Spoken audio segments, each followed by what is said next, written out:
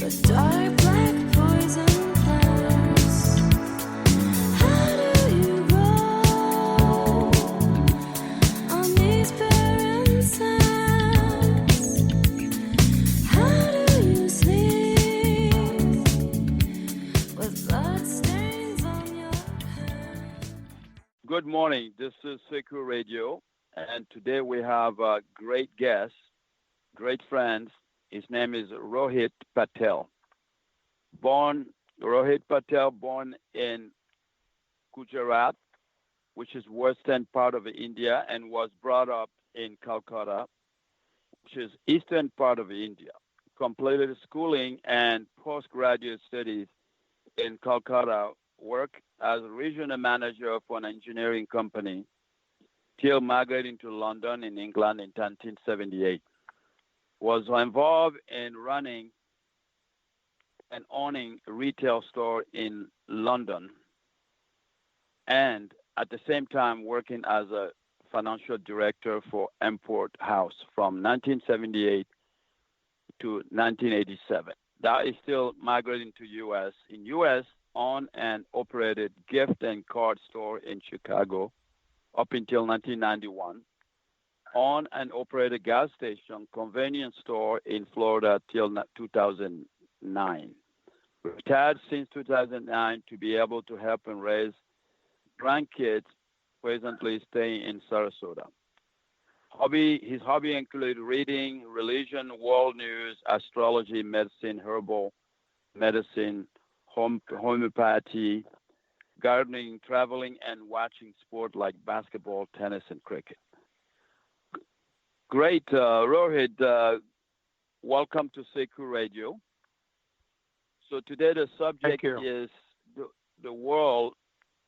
Around the world, we all use the car to go from point A to point B.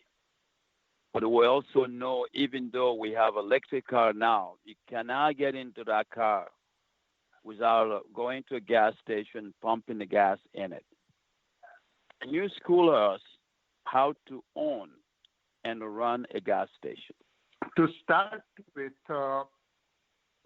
if you have a experience working in a gas station, which is a must Right. before you get into it, and as the fast pace is evolving, more and more mega gas stations are opening up, which is very difficult for someone newcomer to enter into.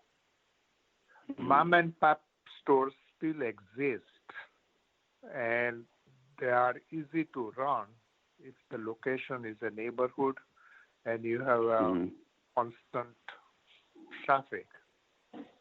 Profit margin is eaten up nowadays by stores like Dollar General stores Right. and neighborhood Walmarts.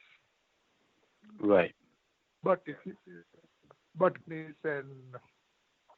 through the middleman, which is called jobber in this industry, which is virtually a distributor for the gasoline, you can lease their locations on different terms and conditions.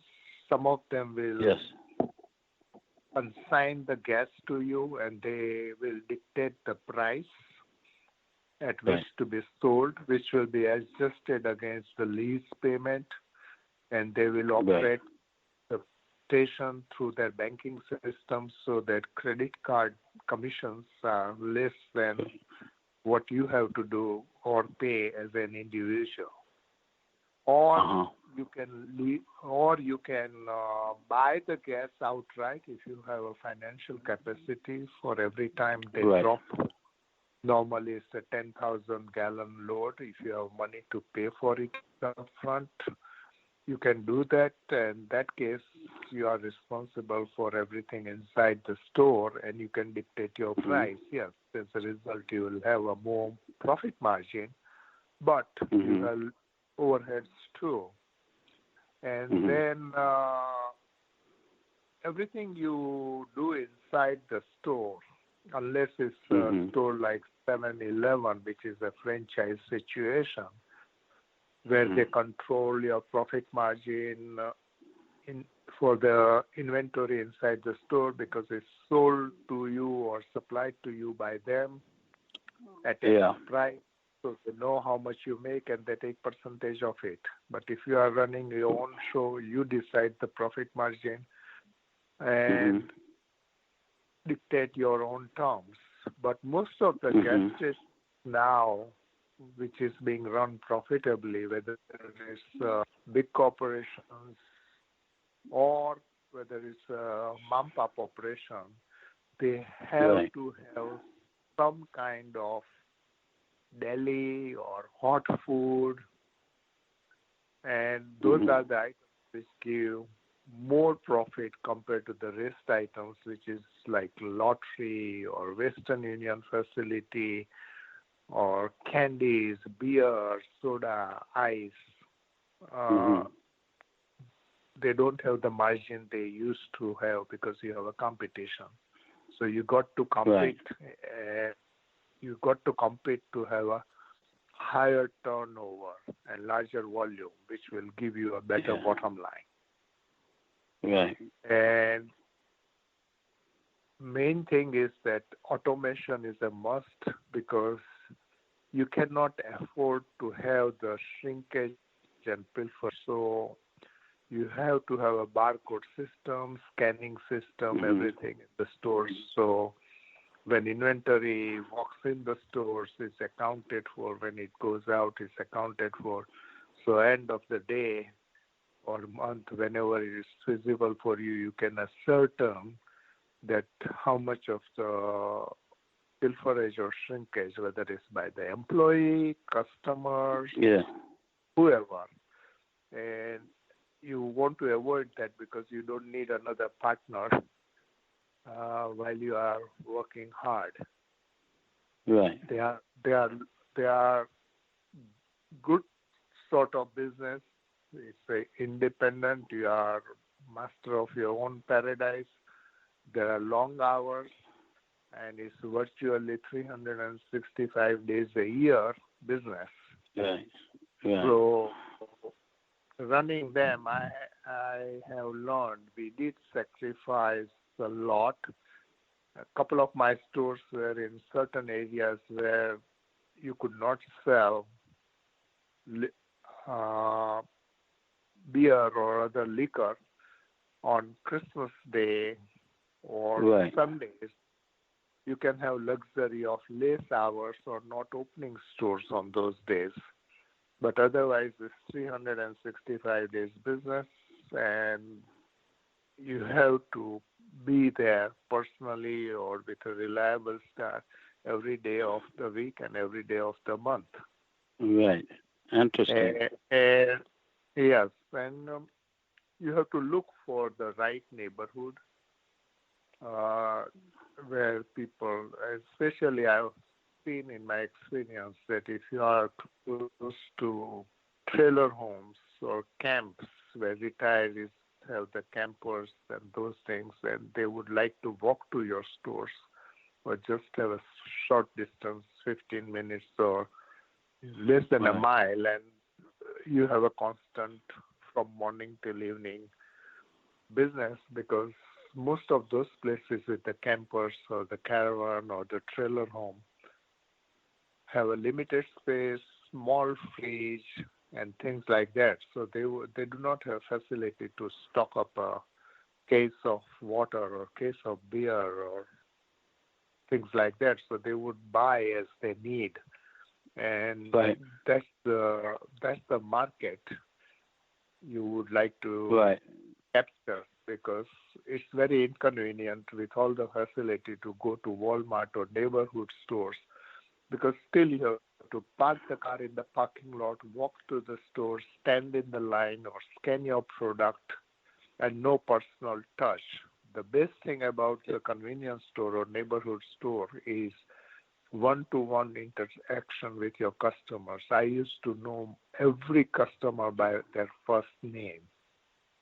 Right. And it brings you a lot of repeat business. Right. They can get certain things. Then they used to tell, and they'll tell you that I can buy this thing at this place cheaper than yours, but we just prefer to come to your store and talk or spare 5 minutes of your time talking to them. Right. And that helps. That helps.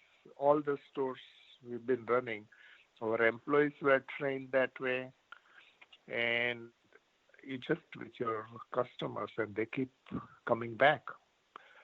Yes. And although people don't have time these days, but all those customers do not mind spending few minutes talking to you, trying to know you, or you try to know them.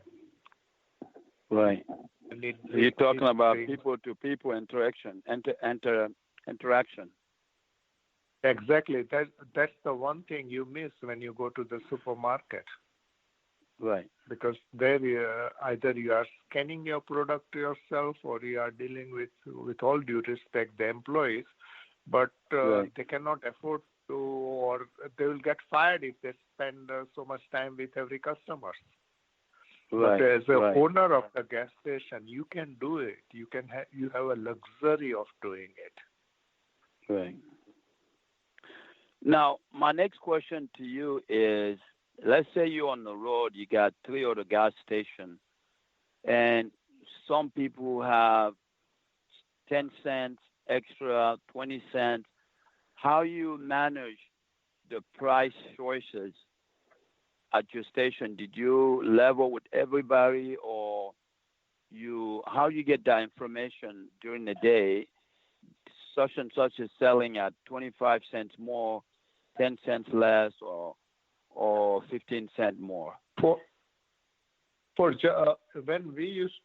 I used to run the gas station, I had one principle. I never went to the competition stores, whereas the practice was the competition will send their employees or somebody to check your prices.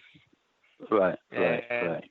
I had one principle, because I knew I am not God, so I would never go to competition store to check anything so that I get jealous or envy them.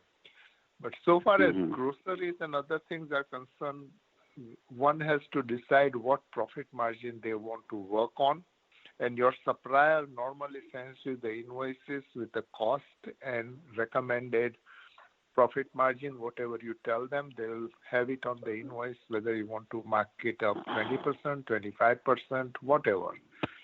And so far as the other items are concerned, like the beer, wine, or gas, yes, you do observe the gas prices of your neighborhood, so you don't want to be out of line.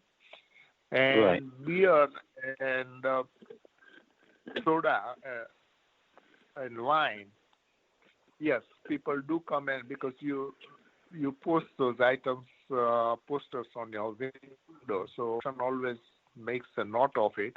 If they don't, then with all due respect, this sales representative will pass on the information to them. Oh, Rohit Patel is selling at this price, because his commission is based on the sales.